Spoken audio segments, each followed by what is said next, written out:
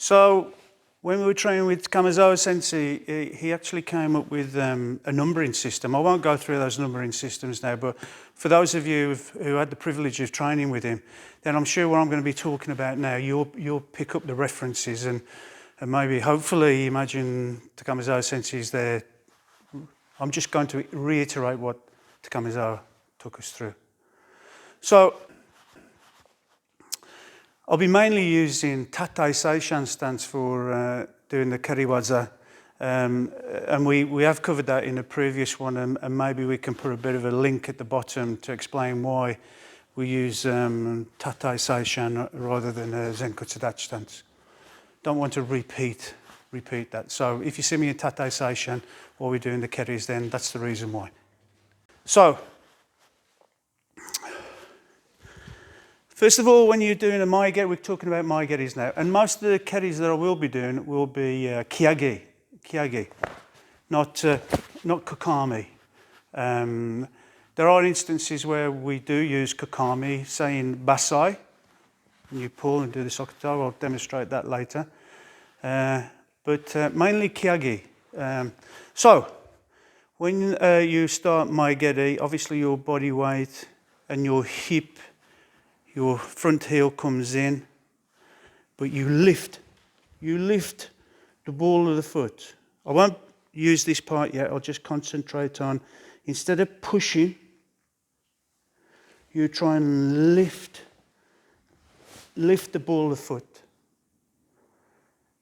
If I push, it opens my torso up for attack. If I lift the ball of the foot, it's actually on the trajectory. It doesn't have to create an arc with the ankle. So remember to lift the ball of the foot first. Next item is your knee position. Try and lift the knee to the highest place it will go to, before and after the Maegeri. Yeah?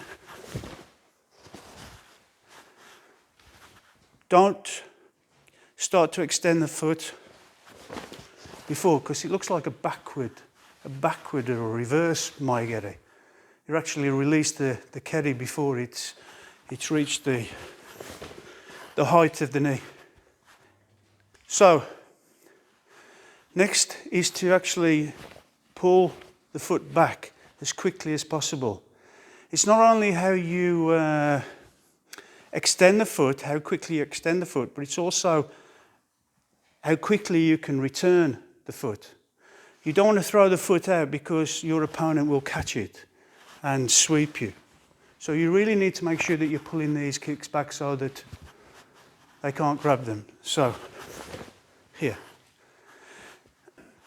Next is, you need to keep your Maegeri in this elastic zone.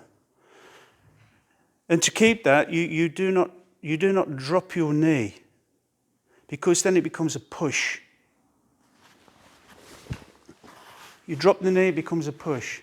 So how can you tell that? One way is to lift your knee up, hold your hand at the top and the bottom, and you can feel, when you start extending your leg, you can feel the one muscle working, and then when it gets to a certain extent, all of a sudden the other muscle starts working.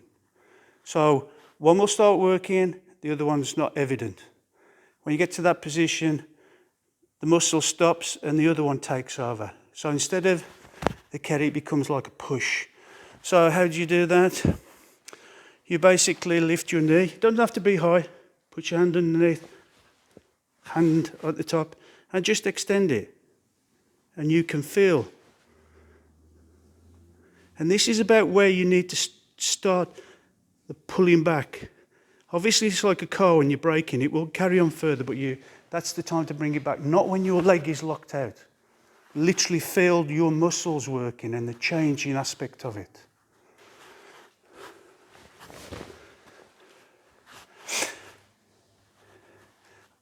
Next one is to make sure that you're not just creating an arc with the Keri.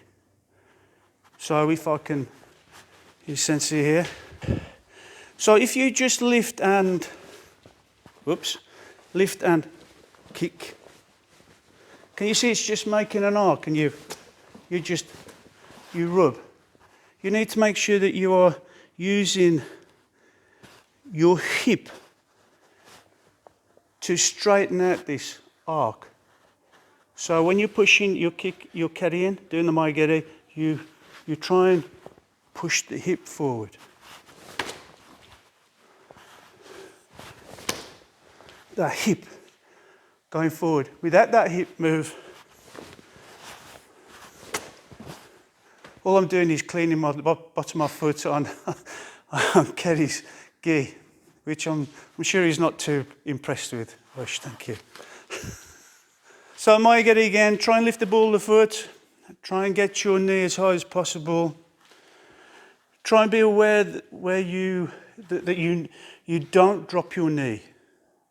Try and be aware of when you need to start stopping or breaking the maegeri, so as you're not jarring the knee every time you do a kick, because this won't help you at all, jarring the knee. Next one is to try and make sure you're putting your hip into your maegeri.